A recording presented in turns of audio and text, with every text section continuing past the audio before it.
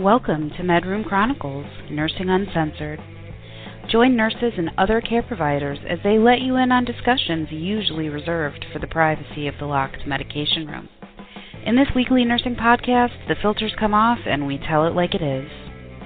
Your hosts, nurses Adrianne Andrew Craig, and Brad McLaughlin, are here to educate and entertain on all things in the nursing world. This podcast is intended for nursing students, nurses, or anyone who wants a sneak peek into the real world of bedside nursing. So join us, laugh along the way, and maybe learn a little something too. And thanks for listening, guys. Hello, nurses. Here at Medroom Chronicles, we may be uncensored, but we are not unfiltered. Protected health information has been changed and concealed to comply with HIPAA. The things we talk about are combinations of years of experience with thousands of patients, things we've read, or stories we've heard. If you think we're talking about you, we're not. Also, we're real nurses here to provide accurate and helpful information, but don't take us as fact without doing your own research. Refer to your state's Board of Nursing, Practice Acts, and your institution's policies and procedures if you have questions about your practice. Lastly, our very strong opinions are ours alone and do not reflect that of our employers or educational institutions. Thanks for listening, and happy nursing, folks.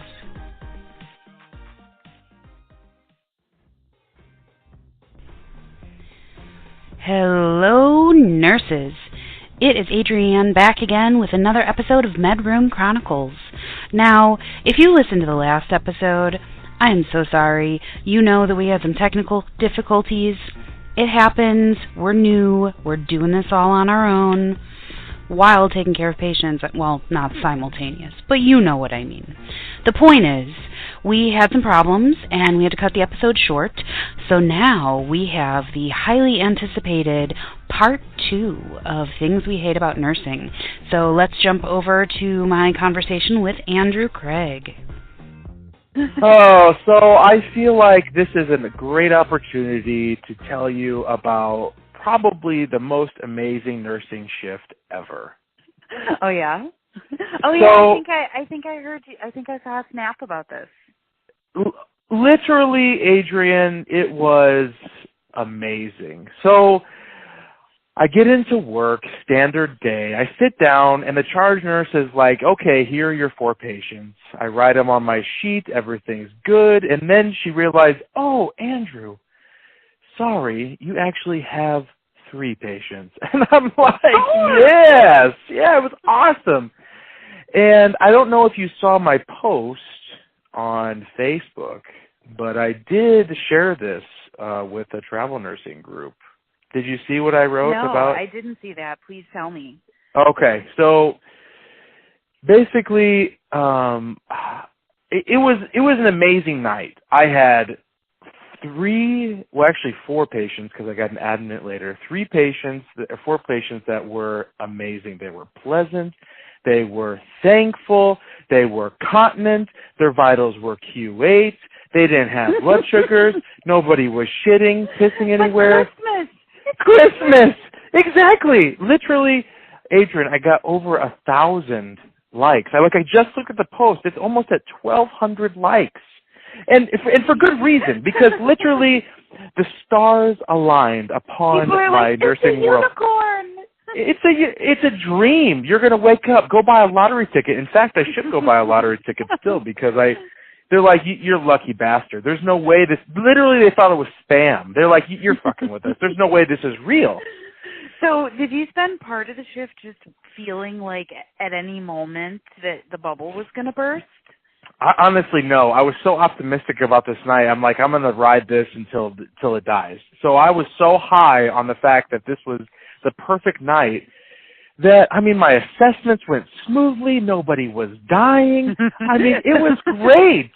And so you probably walked out of work the next morning like you had theme music playing behind you. You were like, right, like a little pep in my step. Yeah, yep. Totally. Yep, I walk out of the revolving doors and like, yes, Andrew is awesome right now. You're like, the Andrew's sun is feeling shining good. on my face. I am a superhero. Yeah, and then Sarah, poor Sarah, she had not the best nice. Her patient is not. Her patients are not doing well. We had to run to a scan at like 6:45. It's like, oh no, poor Sarah, and she's still feeling kind of crappy and sick. So her ears like, plugged up. She can't hear half of anything. But it's cool tough. that you're there because, like, when I'm having shitty days at work, I feel like it would be so much nicer if Doug was there to just help me get my patient on a bedpan or something. He would hate it. Yeah. Like, he would hate it. Yeah. But I would be like, yeah. So that's got to be a plus. And we will definitely talk about that. Another time. For like that dynamic of Sarah and I working together. Yeah. I'm really curious about it because both of you are pretty stellar people. I mean, I've never worked with Sarah directly. I think as a nursing assistant, I floated to the unit that she was on while she was there, which is how I knew her to begin with. Because, another nurse that she worked with vouched for me, was like, she's good, you like her. And then I think Sarah was like, okay. That's awesome. No, I'm kidding. She's lovely. I hope she feels better really soon. Oh, I do too. And she'll get there. It's going to take some time for her ear to heal because her eardrum did rupture. Yeah, so, and that is no joke, man. That is like, you can't get out, at least when I've had messed up eardrums and ear infections, it's like you can't get out of your own head. Like, you're so miserable that you're just like, so anyway, Sarah, if you're listening, I hope you feel better. Oh, I'll make sure she hears that. She'd appreciate it. Yeah. And, Adrianne, I just want to say, the night was amazing, and I've been a nurse for 4 years, almost 5 now, amazingly, and nothing like that has happened. It'll probably be another 5 years. You know how it goes. It's like you get a great shift, and, the subsequent shifts are going to be horrendous shit shows. Yeah. And so it's going to, I feel like mine's coming. Like, I'm going to get 3 codes in a row, and I'm like, oh, God. I feel like I get like a 3-to-1 or a 4-to-1 ratio. So I feel like for every, 3 good shifts, I come back and I get my ass just handed to me, and I kind of accept it, I kind of wish that I could smear it out a little more, blend it so it's a little bit more evenly spread across the coasts of my life. But I figure. But I try to keep my nursing karma good because if I'm having like a night that I'm just sailing through, and like the other night I had a night like that where I gave like ibuprofen twice and hung and I hung 2 antibiotics and I did my assessments, and then my 4th patient had metoprolol due at 8:30, and that was it. Oh my God, that is nice. So I did have one of those recently too, but, like I said, I want to keep my karma good, so I made sure I was helping other people, that I was offering myself up, and, most people are like, no, I'm fine, really, it's okay. But so then I was like, fuck it, I'm going to clean the unit. I mean, I always find a way. I don't want anyone to ever be like, that bitch sat in the corner all night. Because, there's plenty. There's there's plenty of those in this world, and so those nights are really great because it's kind of like I hate to be kind of like sales pitchy, but it really is like team building. Like you give yourself to the unit, and the beauty is if you have a great team, it's fun to give back to that. So you offer to hang their meds or fill their tube feeds or turn their patient, change your patient. Or rehang their heparin drip bag or blah, blah, blah. Totally. So, I think that, that's just good. What goes around comes around kind of way to behave. So, so that wasn't bad. There was something else I was going to no, where was I going with that? I'll just cut this part out. So this is night shift brain. This is night shift brain. Yeah, shit, I get that. I feel like I have dementia sometimes. I'm like, hi, my name is Where am I? when you're like driving home from work and you're like, I pray I don't get pulled over because I can't walk a straight line right now, even though I'm 120% sober. Right? Yeah, honestly, I promise. You think I'm a drunk, but I'm actually just a nurse. I work 12 shifts, 12 hours in a row just now. when I'm already slurring my words as I'm giving a report to the oncoming nurse, you know that it's time to take a nap in the lobby before you try. Although I live really close, so no big deal there. Well, tell me about you were going to tell me a little story or situation that happened. Oh yeah, I was going to tell you about ball salad. Oh my God! I was going to tell you about so let me explain. I can't just say things like ball salad and then not follow it up. You have to follow up. So I'm going to try to be vague about this patient, but I had a patient that I'm going through meds, getting their meds ready. It's like 8:30, and I see that one of the things on there is a wound dressing, or not a wound. It's like a skin treatment or whatever. Like you get wound care treatments that say like soak this gauze in this solution and then cover it with whatever, an ABD pad. Usually there's like some basic instructions that come from the wound nurse or the nurse practitioner or whatever. So I see those, I just follow what they say. And of course I'm using my judgment, but in this case, I look at my med list and it says that I'm supposed to soak this gauze in 100 milliliters of like 3 to 4% acetic acid. And Andrew, you know what acetic acid is. We've talked about this, right? We have talked about this. I didn't know initially, and then it dawned on me. Indeed, acetic acid is vinegar, hence the ball salad. Hence the ball salad. So the way this timeline goes is that I look at this and I go, my God, okay. So, by the way, we have vinegar in small bottles in the McKesson, in the like med dispenser thing, which I didn't know that, but now I'm that much wiser. So if I ever forget my salad dressing, I can just go in there and snatch some acetic acid from the med room. Right. Don't do that, kids. If I have to say that, then you shouldn't be a nurse, and you should be in the med room. Don't divert acetic acid for your salad. Don't. Obviously. Please don't.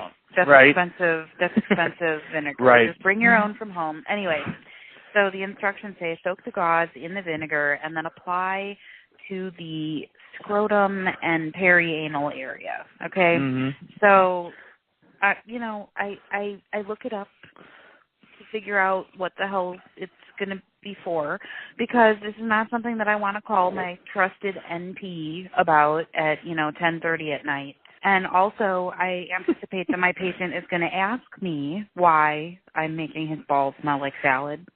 And so I need to have some kind of explanation and understanding for why I'm making ball salad. Have I said ball salad enough? Is this great? Is everybody enjoying this? Oh, nursing. So it turns out, according to the CDC, that the application is a kind of an old school, unofficial way to diagnose genital warts. I guess it like turns the skin like a whitish color. And so my assumption then, after reading this, was that based on this patient's history, which did include that they were trying to rule out some weird skin stuff. God. Yeah.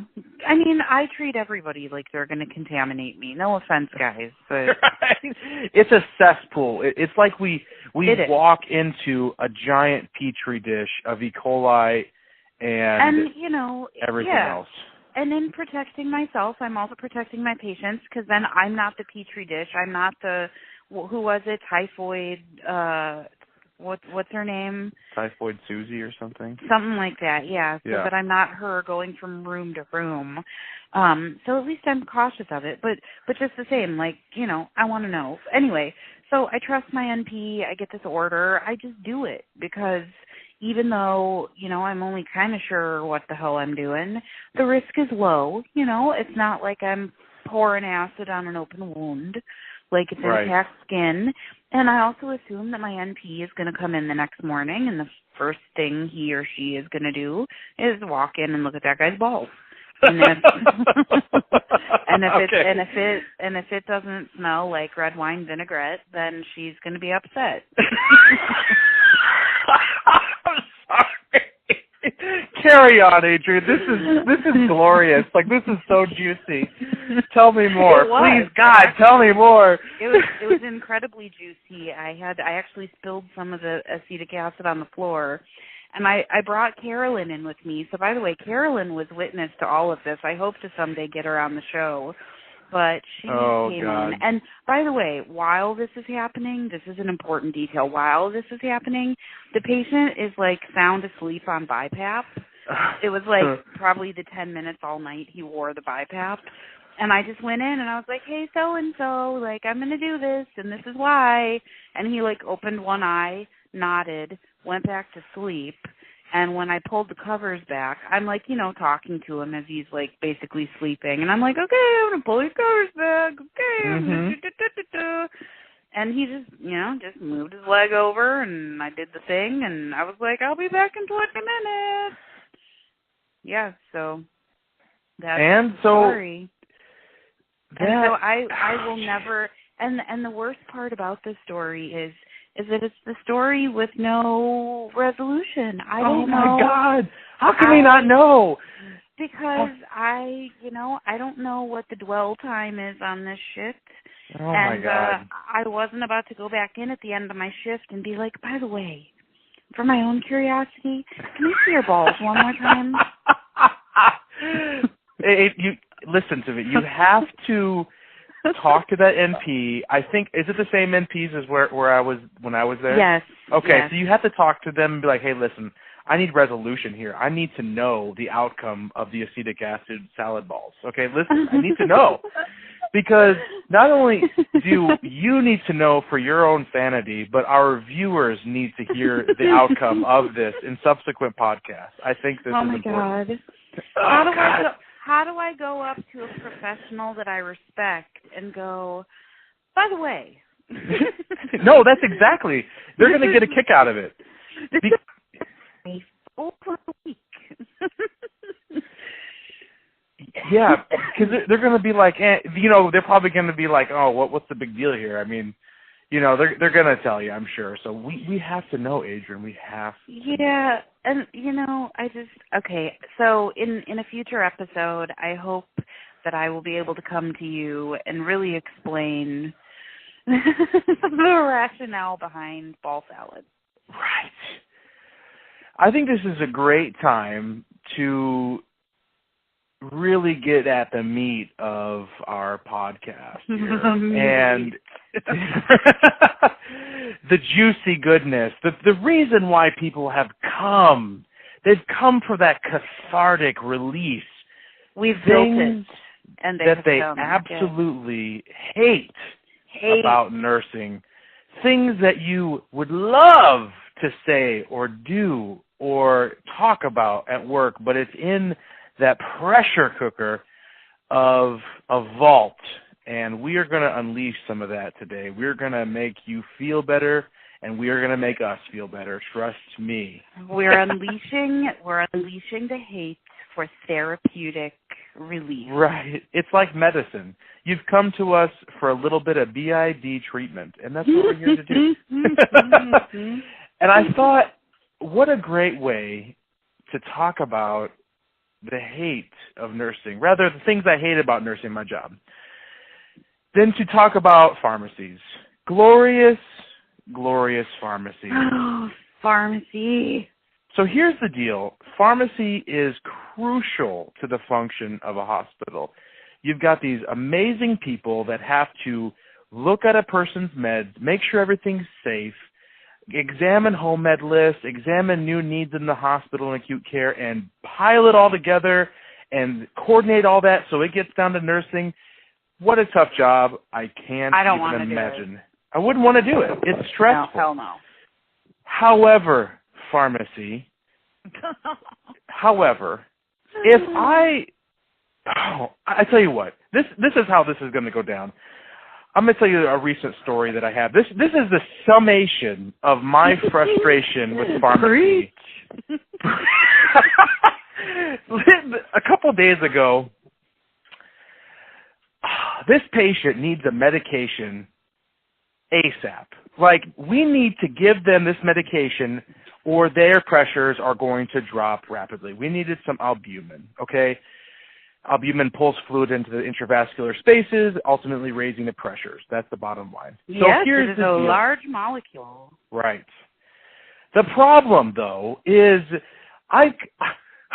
the patient had a PRN order of albumin. We had it in the MAR, but they would not send it because it was ordered for a different unit. It was ordered specifically in the dialysis unit. Pharmacy, tell me, why does it matter what unit they're in or what location of the hospital they're in? The bottom line is, we need this medication right now. You're behind a computer, and I've got a crashing patient that I need to raise their blood pressures or they're going to tank and pass out. This is the problem. Pharmacy does not give me my meds when I need them at a moment's notice, or they're not available for me when I need them at any other time. This isn't always the problem, but is a frequent issue. Yes, but and also it should never be a problem. Like, I know that we have a lot of demands of our pharmacists, but that medication, that's why, you know, it kind of grinds my gears a little bit that there are some life-saving medications that are not available on the units, or that, I mean, we work night shift. Let's just remind everybody of that. So we're not talking necessarily about fully staffed pharmacies. We're talking about pharmacies in the hospital, in our cases, that are maybe not staffed fully, much like nursing units. But, you know, it also is that if I tell you that somebody's about to die if you don't send this med, I expect you to stop what you're doing and get that fucking med to me. Right. Because minutes, when I and the doctor explain to that family why their family member's now dead, I don't want it to be, well, we didn't have the you know, they were busy. Yeah, they were on Netflix again. Damn it. I mean, that's probably not true. I'm sure they're busy as fuck. But listen, just send us the medication that we ask for. Another thing is, if I request a med through the electronic health record, in my case, I use Epic. I know you use Epic, Adrian. If I click that little RX sign and say, I can't find a medication, and then you send me a message back that says, oh, did you check here? And I say, no, I didn't.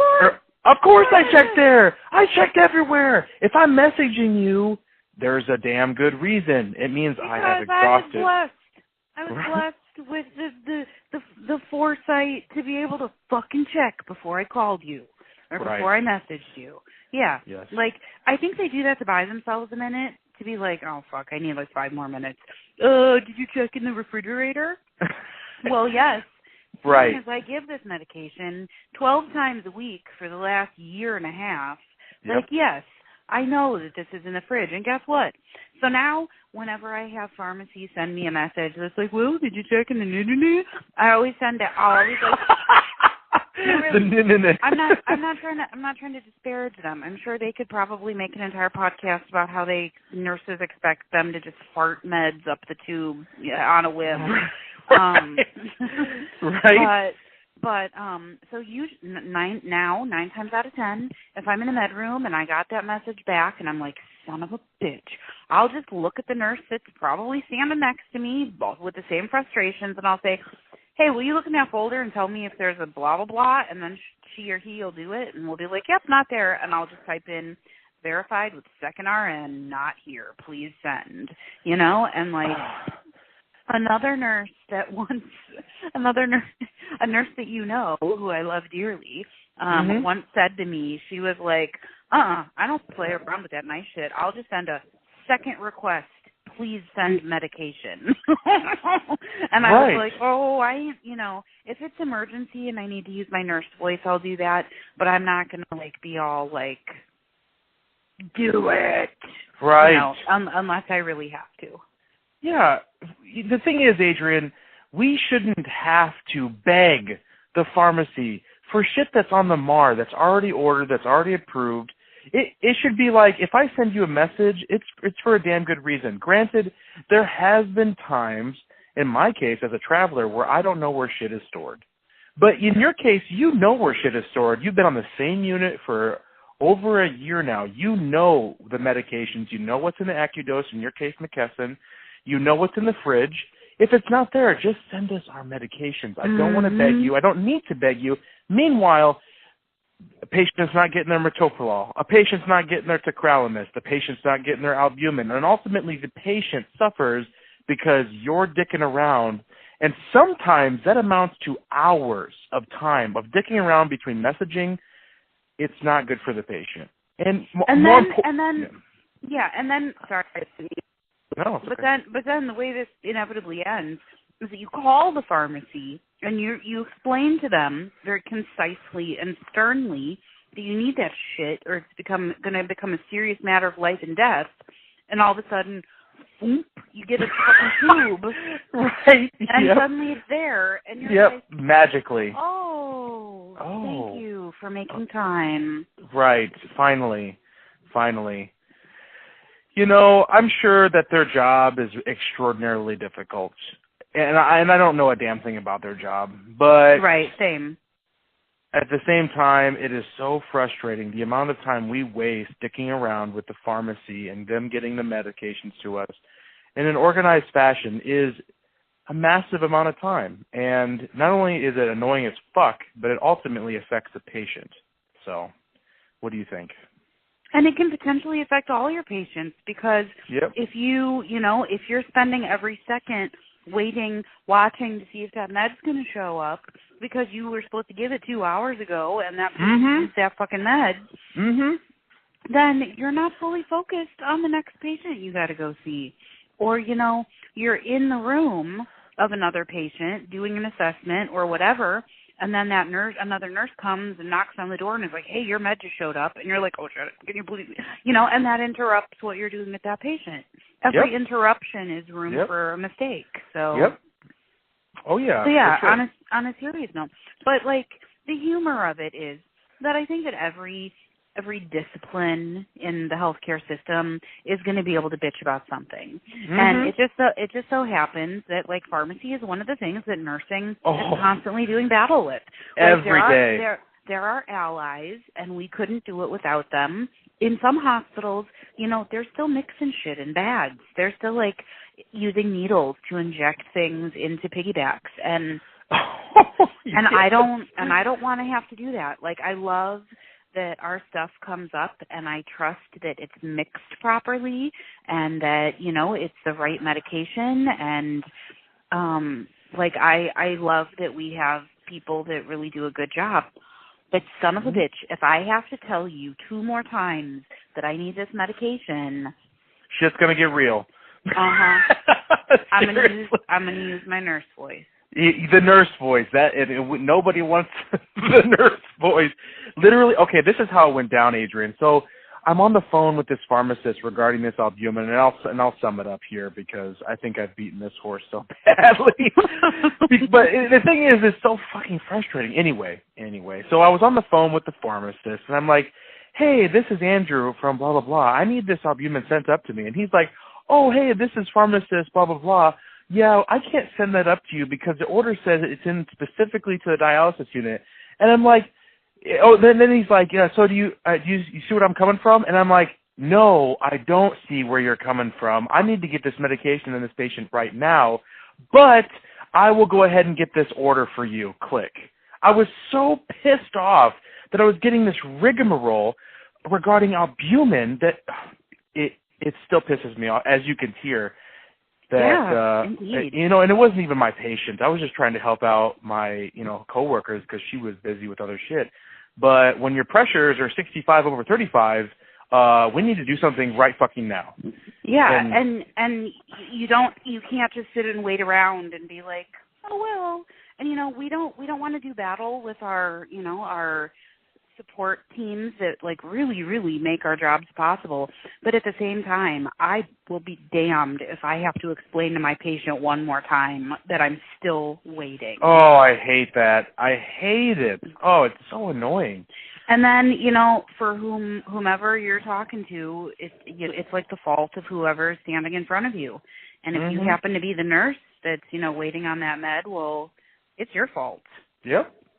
And we're not supposed to throw each other under the bus. We're not supposed to be like, oh, that's stupid pharmacist. You're not supposed to do that. Yep. But really, how do you, it's like, it's like a sitcom where you're trying to stall, but you're running out of reasons to stall. It's like that Three's Company episode where Chrissy and Janet are like trying to keep Mr. Roper in the living room because Jack's like naked in the kitchen, but you can't do it. You can't make excuses for very much longer before like the accountability is going to suffer. Like, and then they're going to be like, well, I don't fucking trust you because the doctor came in here 3 hours ago and told you to give him this medication. Make it happen. Yeah. Yeah. Oh, this is wow. That got really serious. Oh, I know. I think let's take it back or let's lighten the mood a little bit here. I'm sure you've got a goodie over there just waiting to be shared with the world. Give it to me, Adrian. Give it to me. Okay. All right. So one of the things that I say to people on the regular, like say they're getting out of bed and like, they're getting out of bed and the door's wide open and, of course, patients are wearing gowns. They're not wearing underwear. They're not even fully covered by the gown most of the time. So I say, I'll close the door for privacy. I want them to pay attention, say, look, I'm protecting your privacy. I'm going to draw the curtain. And, most people are like, oh, any sense of decency I had went out the window, after I was admitted. People are like, whatever, you've had your finger up my butt already. Like, what are we really protecting? Right. So I get that. But the thing that drives me up the fucking wall is people who come to the hospital and find it perfectly acceptable to just have their junk out all the time. Like, and invariably, it's never ever the hot athlete that like happened to come in for surgery. It's always like the 75-year-old man who has to hold his balls out of the toilet water when he's peeing or pooping. It's like, and then you walk in the room and he's watching like, Spike TV or something. He's watching like, CNN or whatever, and he's just sitting in the chair, and you can see every part of his testicles and his penis and all the tubes, and he has no idea. It's not like he can feel the breeze. Maybe he does, but they think that just because you're a nurse that they can just be like, I'm going to scratch my balls now while you're listening to my lungs. Oh, yeah. Or like, you're helping them open up their orange juice and they fucking rip a fart and you're like, God, really? I understand that we're in a very intimate setting here, but like, I know. Like if you're with it, like I understand, you're confused. Confused people often want to get naked. It's our natural, it's our default setting. Yep. Well, that reminds me. Well, for two things.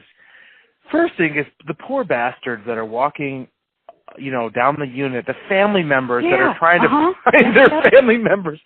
And then I'll be at the nurse's station kind of keeping an eye on, who's this crew of people, kind of like peeking in a couple different rooms. They obviously look lost. And then there's this magical moment that seems to happen. And that's the moment where they see someone else's junk. They see the old man's balls. They have this moment like it. First they're like, "Where's my grandpa?" And then the second moment's like, "Oh my God, that's someone else's grandpa's balls." Like, listen. And it teaches them not to go around and just look indoors. Yeah, exactly. You need to come to the nurse's station unless you want to see a free show. And let me tell you, and we're all going to get there at some point. I'm going to be saggy as fuck, I'm sure. But we're all going to have our moment. But just, contain the balls. Contain the dick. Or like, or the guy who's walking down the hall, which is great because you got to walk. Immobility is a killer. Right. But, he doesn't realize that he's literally, not, he doesn't even bother to tie the gown. It's literally just, flapping in the breeze. And you're like, not everyone that works here sees naked people. Right. There are other humans here that don't even work here. Cover it up. And that's inevitably when you, discreetly try to run up behind them because the nursing assistant or the nurse that's walking with them doesn't notice that they're just giving everybody a full moon serenade. And so you discreetly run up to them and you adjust their gown or you put a robe over their shoulders because you've got to protect this. On the flip side of that, I've also taken care of 2 patients in my time, once as a nursing student in another hospital and once as a nursing assistant, but both of them were young and, in their opinion, very attractive and wanted to be naked for as many male employees as possible. And so one of them, you could argue it was a mental illness. The other, you could argue that she just thought her shit was hot and she made sure that she was only draped a fucking Greek goddess in a bed sheet when the entire team of neurosurgeons walks in the room or whatever. My God. Right. It's she would hear someone at the door and she would be like, "Is someone there?" as the gown falls seductively off her shoulder. Right. Like Jack Dawson was doing a portrait of the Titanic as it was sinking. Oh, did I drop that, Jack?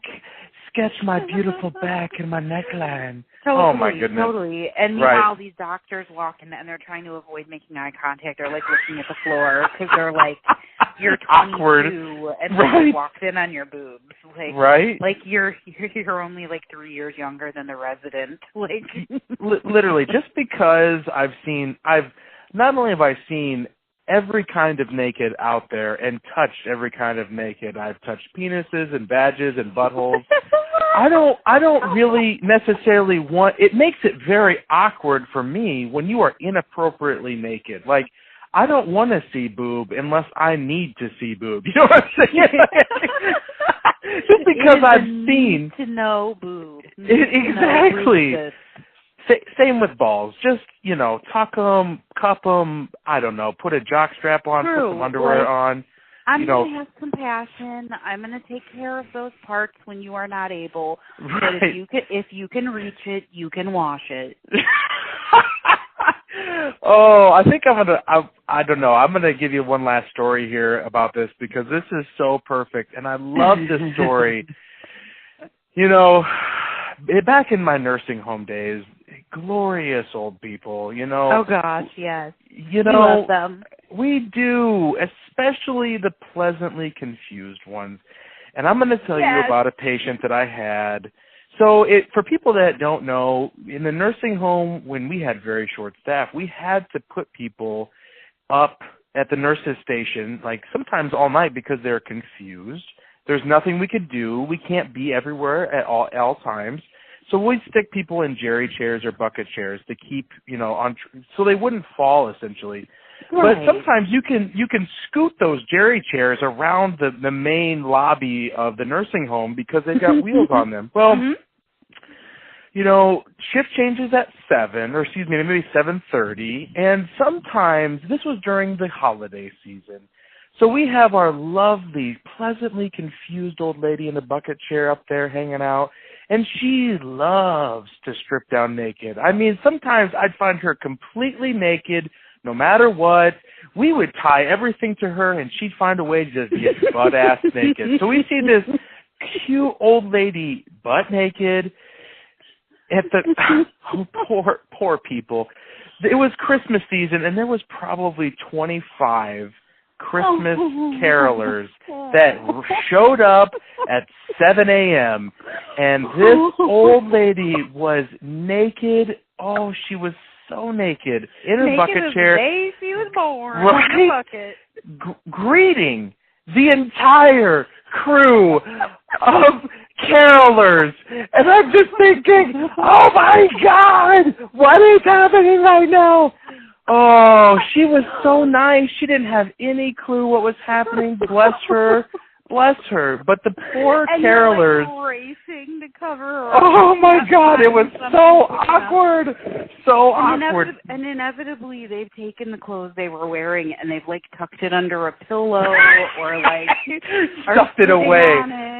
Right, yeah. You can't find those clothes because they're hidden somewhere. They've tucked them away like a squirrel with nuts. I mean, they just don't want to get clothes back on them.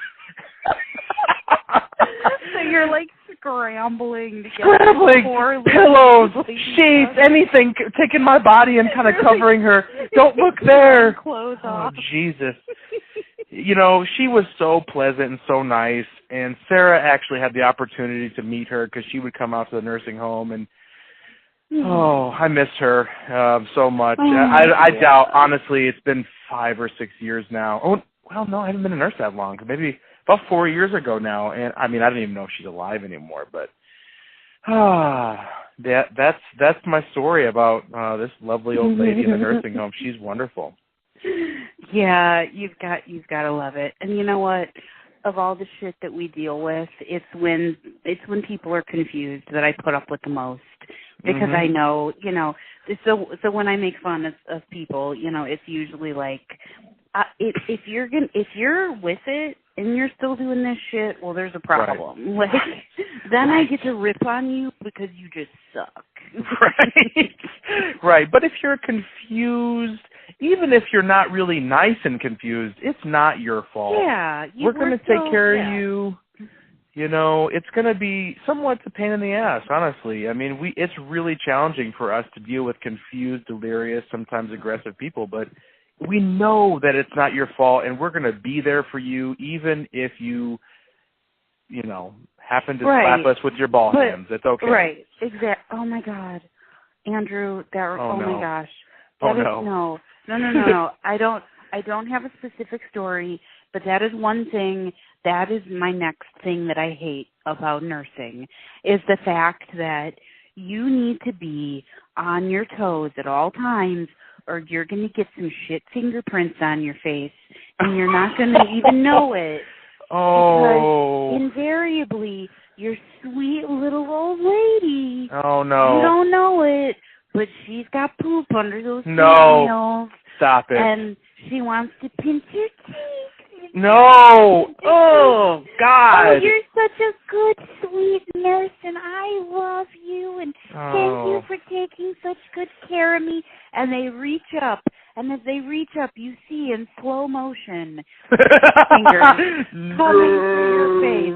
And suddenly you're Neo in the Matrix, and you're backward bending to get away from this old lady hand. All of a sudden, it's 4 miles long, and you can't get away from it. And right. Sometimes you escape, and then when you don't, the whole time, God. you finish your task, you finish tucking in those pillows, you finish getting her settled, and the whole time you're thinking, oh my fucking God, I gotta wash my face. Oh my God, oh my God, oh my God, my face. Is it in my eye? Did I get it in my eye? Is it on my lips? And then you leave the room and you bleach wipe your entire face until you're bleeding because I have old lady shit on my face now. Adrian, we need to do an entire poop series. I'm telling you. But I need to I want to tell you this story because it feels so right. And it actually was on rescue. So it's even better, you know, kind of my alma mater. And I'm just going to briefly tell it. So I had this guy that was super constipated. He was obstructed. He needed to poop. So we are doing tap water enemas. And if you know anything about tap water enemas, as soon as you insert that bad boy, it's like a fire hose that will shoot out of an ass because it's lubricated unless you keep your finger, you keep it in there, you hold it. Oh, poor Andrew. One morning, I'm giving this guy, this was so bad. I insert the tap water enema in his ass, and he immediately vomits on me. And then I get distracted. Wait. I need I need the mechanics of this. Okay, so you're giving an enema to chime him, yes?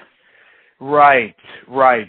And yes. then So he turns, spins around. Yeah, he turns and vomits, and I feel the spray on my arm. I remember it was my left arm. And then I get distracted because I'm like, oh, God, this guy just vomited on me. He's sketchy as fuck. What the hell is in his vomit?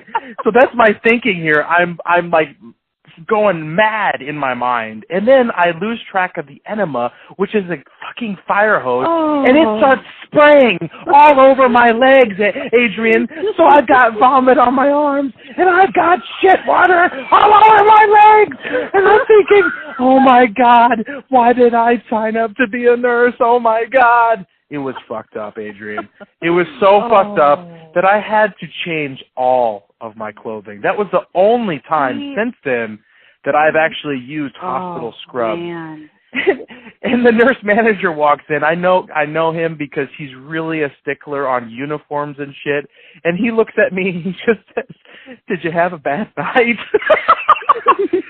I'm like, yeah, I had a bad night. So. Invariably, if you are caught wearing hospital scrubs on a unit where everyone wears their own scrubs, dress code or not, invariably 10 people are going to be like, oh, what happened to you? Yes, because they know. But they invariably say it with that voice that makes you want to go, shut the fuck up. You don't know what I've been through. You don't know me. Especially when someone like a clerk or a doctor or someone who doesn't have to be covered in shit water, says it to you and you're just like, you have no idea what I do. Right. Bitch, please, get out of here. But also, that is another pro tip for all of my nursing students and newbies out there, and even for some experienced nurses that maybe have been lucky enough to escape the, getting covered in fluids situation, and that is keep an extra everything locker. I'm telling you, I have an extra pair of underwear, extra pair of socks, extra pair of pants.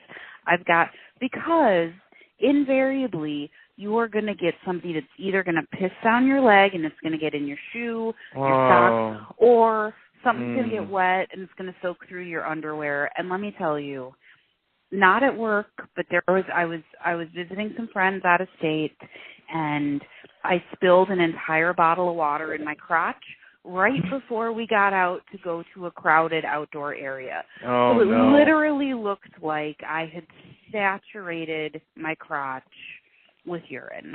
And beyond that, it just wasn't comfortable. Now, this was only water, okay? I was pissed. I was grouchy. I just was just wet and just gross. Even though it only took about a half hour to totally dry out, I was pissed. Now imagine that that's a fluid that's not yours that you don't want. Oh, or two fluids. Yeah.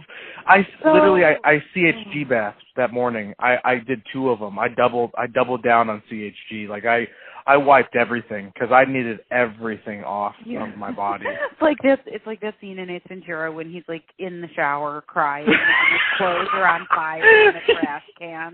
Yes, because he realized that what was it, the deal? When the lady was a dude or something. Yeah, this was back in the day when it was still. Well, you could argue that it's still. This was back in the day when you could be like grossed out at the thought of 2 men kissing in a movie. Oh yeah, sort of horribly insulting, but at the time it was funny. The point was he was grossed out to the point that he really did feel the need to burn his clothes and scrub his skin off in the shower, which nurses understand that feeling. Oh God, yeah, there needs to be a shower on every unit. Hospital scrubs. That's the beauty of rescue is you guys have a stash of scrubs there. I don't think every unit has that. We do, however, not only is it not expected that we're going to wear those on the regular, but also they're one size fits none, Andrew. Seriously. If you are a man and you don't have hips, well, then these aren't going to fit you.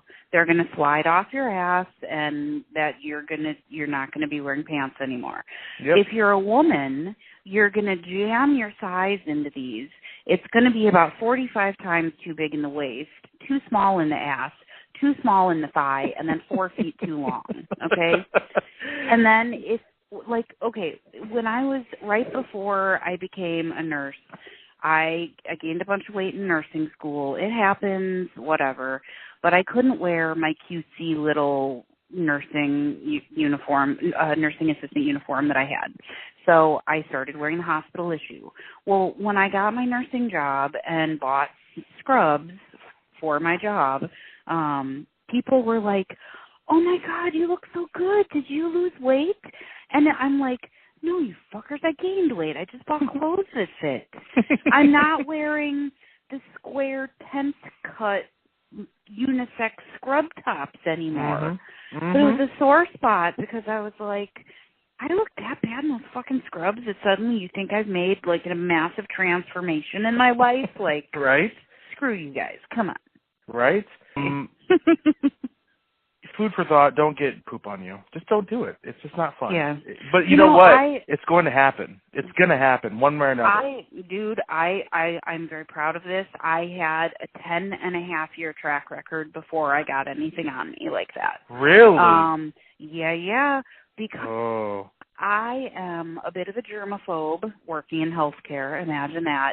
However, I feel like, okay, for example, so in our bathrooms, in our patient bathrooms, we have sprayers on the back of the toilet. It's like an arm that comes down. It's directly behind the toilet seat so that if you bring the arm down, it sprays water so you can like spray out a bedpan or whatever. Well, the thing is a lot of people will flip that arm down and then flush the toilet and then stick the bedpan underneath.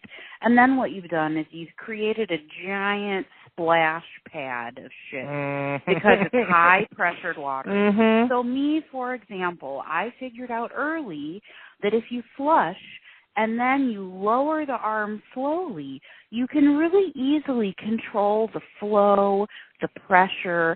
You can do a lighter spray. You can turn the bedpan away from you a bit so that you're not just basically aerosolizing fecal matter all over your body. Oh, my God, I know. I just did this the other day. I know.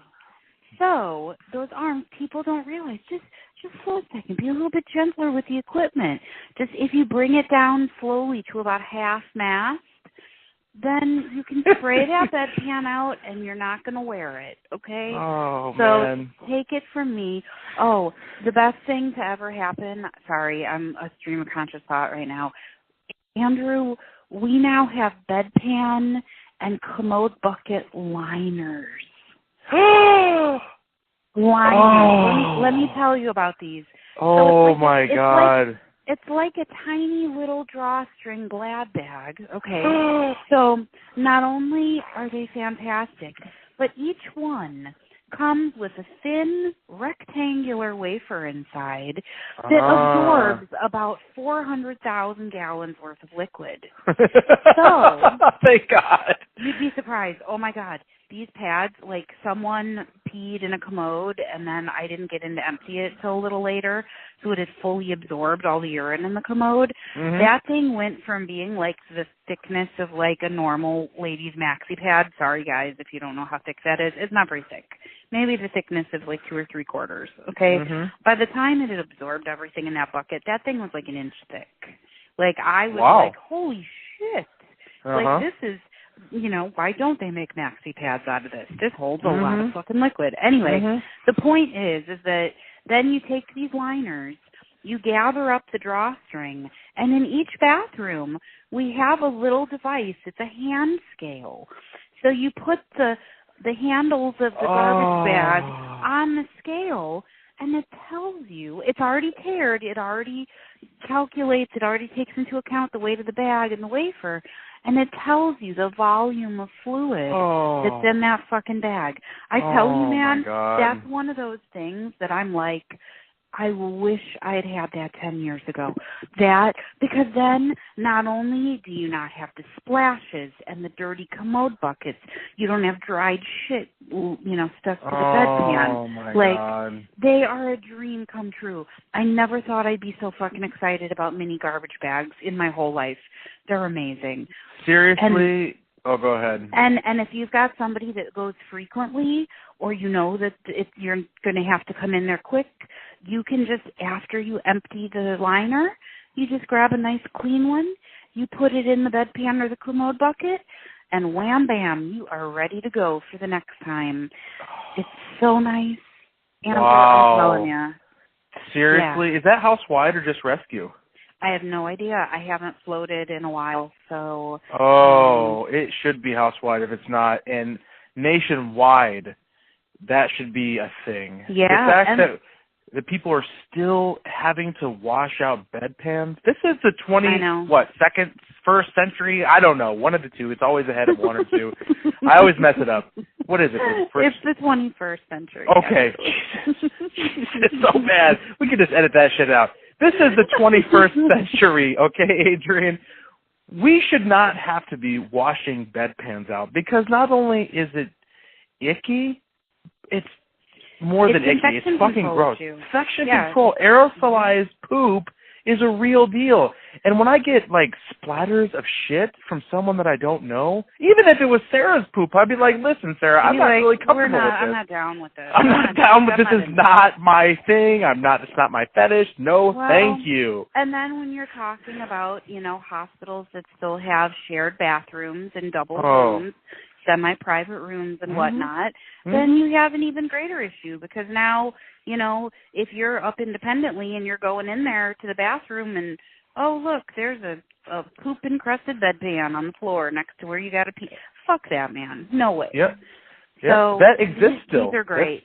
That's a thing. Yeah, and so I never thought I'd be so excited about bedpan liners. If you would have said to me when I was 19, dude, one day you are going to have an entire conversation about exactly this, I would have been like, no, man. But I know, right? Here I am. It's amazing. I think this is a really great time to wrap things up. So this was awesome. I love talking about this.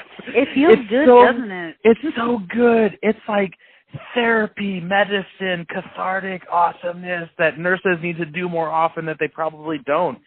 And I'm lucky because I have Sarah, to confide in. And truthfully, every morning we have usually like a de-stress or a debriefing 5-minute car ride where we kind of get it all out there. And then we're really good about talking about this stuff. But, Adrian, you don't really have anyone outside of work unless you happen to hang out with work friends. And I think a lot of nurses are in that boat, where they don't have an opportunity to talk about this. And it is really important because, when I do have several outlets that I utilize and I'm blessed to have them, but there was a period of time where I didn't have those outlets, and it honestly was one of many contributing factors to an intense period of burnout. Just not very long ago, just like a month or two ago. So it's serious business. And, having the ability to let it out is really, really critical. And so with that in mind, I want to encourage all of our listeners to share with us in the comments things that frustrate you. Be kind, abide by HIPAA, but, tell us some things that really are your pet peeves in nursing. It can feel really good to get it off your chest, and it can feel even better when you have a handful of other people say, oh, my God, I know, that drives me crazy, too. I thought I was the only one that bothered. It's kind of like a kinship almost, and in that kinship, it allows us to kind of let go of that weight and keep on doing what we're doing. Oh, yeah, definitely. I'm really looking forward to hearing what you folks have to say, and I'm really happy and excited to share our nursing life with you and kind of give you a behind the scenes of, the nursing profession and what happens really in the med room, because that's the picture we're trying to paint here, is a true realistic view of how nurses feel and the struggles that we go through. Yeah.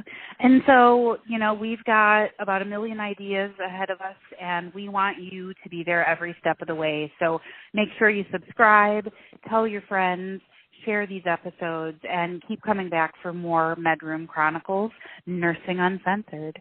Andrew, I just want to thank you again for joining me. As always, it's a pleasure to talk to you. I find you not only an incredible source of information, but also sometimes it's just funny as hell to listen to you talk about shit. So thank you again. Oh, yeah. No problem. Thanks for having me, and I'm looking forward to doing more podcasts and sharing this nursing life. Excellent. All right. Well, thanks for listening, guys, and we will catch you next time. Bye. Bye-bye.